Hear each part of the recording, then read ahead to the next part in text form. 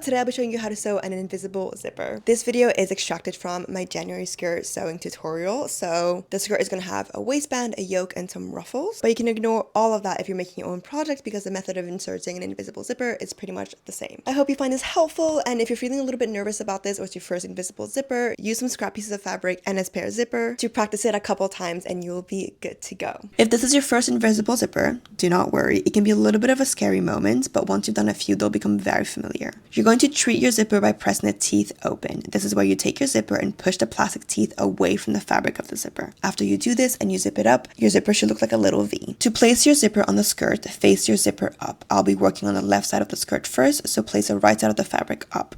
Turn the left side of your zipper 180 degrees towards the left. The plastic top of your zipper should fall about 3/8 of an inch to 1/4 of an inch from the top of the crease line that we made on the waistband. Pin everything in place. When the zipper is turned back around to the correct side and the waistband is folded down, the plastic tip should be right at that crease line. Use all the pin that you need. I'm going to baste the zipper end first. This means that I'll be using the longest stitch, like the gathering stitch, and I'm going to be using a regular foot so that I'm about 1/4 of an inch away from the zipper. This is to make pulling the stitches easier if I want to replace the zipper, but I want to check the zipper placement before I do a final stitch. I also want to start from the top and make my way down, and it is important you keep the direction that you sew your zipper on both sides so that they don't warp in different directions. I will start sewing not at the top of the zipper, but at that crease line of the waistband so that the top of the zipper is left loose and I can get it out of the way later. When you go over seams, make sure that the seam allowances are facing up. The seam where the waistband meets the yoke and the seam where the yoke meets the upper skirt, those should be facing up when you sew over it. Once you've basted it, zip your zipper up, and on the other leg of the zipper that isn't sewn yet, add your markings. This is the placements of the waist seam and the seam where the yoke is sewn to the upper skirts. Unzip the zipper. Now that we're moving to the right side, place the zipper right side up, making sure that the zipper is not twisted, and turn 180 degrees again to the right side. Match up the markings we just made to the corresponding seams using pins. I'm going to baste the zipper the same way, but this time I'm going to start and do little tacks where the pins are to make sure those don't move.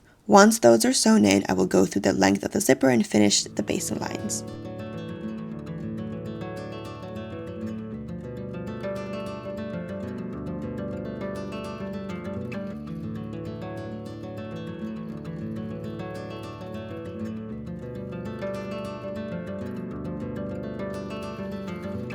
Close your zipper and see how it looks. If your seams are quite mismatched, take out your basting stitches and repeat this process until you're happy with the placement. It is so okay if you take your zipper out multiple times. I've been sewing for 10 years and it still sometimes takes me multiple tries. Once you're ready to fully sew the zipper, grab your zipper foot and again start at the top where the crease line is and sew the zipper down as close to teeth as possible. When you get to the bottom, stop sewing when you hit the zipper pull and you can't sew any longer.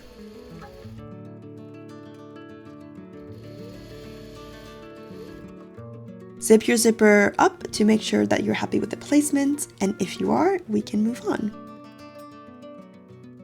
To finish the bottom of the upper layer, fold the center back closed, right sides together. You'll see where you stop sewing the zipper with the zipper foot, so put a pin in there. From that point to the bottom of the fabric, sew with a 3/4 of a seam allowance. I have this foot that helps me get close to the edges, but I lost the right one, so I'll be sewing from the bottom to the zipper, which isn't the best way to do it. It's best to start at the zipper because oftentimes when you're sewing a zipper, your fabric may warp a little bit and make the bottom of the fabric a little bit uneven, and it is much easier to cut off a little bit of fabric at the bottom than to have puckering at your center back seam.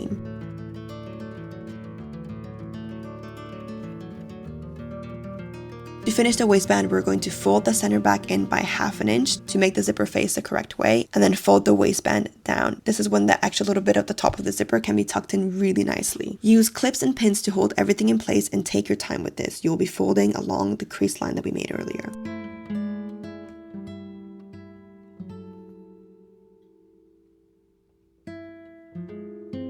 Zip up your zipper one last time to make sure that you're happy with the seams matching, and use more pins and clips to fold the waistband down all along the waistband, exactly where we made the crease. The seam allowance from the waistband being sewn into the yoke should be pressed up, so the waistband folding down should cover everything really nicely and neatly. The pins should be placed perpendicular to the waist to make sewing a lot easier. We will be doing what's called a stitch in the ditch. This is where the right side of the fabric, the outside of the garment, is facing up, and you're going to sew right inside of that waist seam. It is totally fine if you go off course a little bit, you don't really notice it. Go nice and slow to make sure you have the straightest line possible. This stitch line isn't going to be seen because it's inside of a seam, but it will catch the waistband underneath, which will look really nice in the end. Start and finish about 1/8 of an inch from the zipper so you don't accidentally sew over it. I hope you found this useful. If you want to follow along the full January skirt tutorial, I will link it below. If this was your first invisible zipper, I am so proud of you. This is going to be such a game changer for you and all the garments you want to make. So give yourself a huge pat on the back. Next time, I'll be showing you how to do a lap zipper, which is one of my favorite kinds of zippers. I think it's so underrated. So keep an eye out for that. And if you're curious about sewing and want to learn how to do that, I do have a free pattern. It's a very, very basic pattern. And I teach you from the beginning to the end how to set up your sewing machine, how to do your first couple of stitches. So I will also have that linked below. It's for complete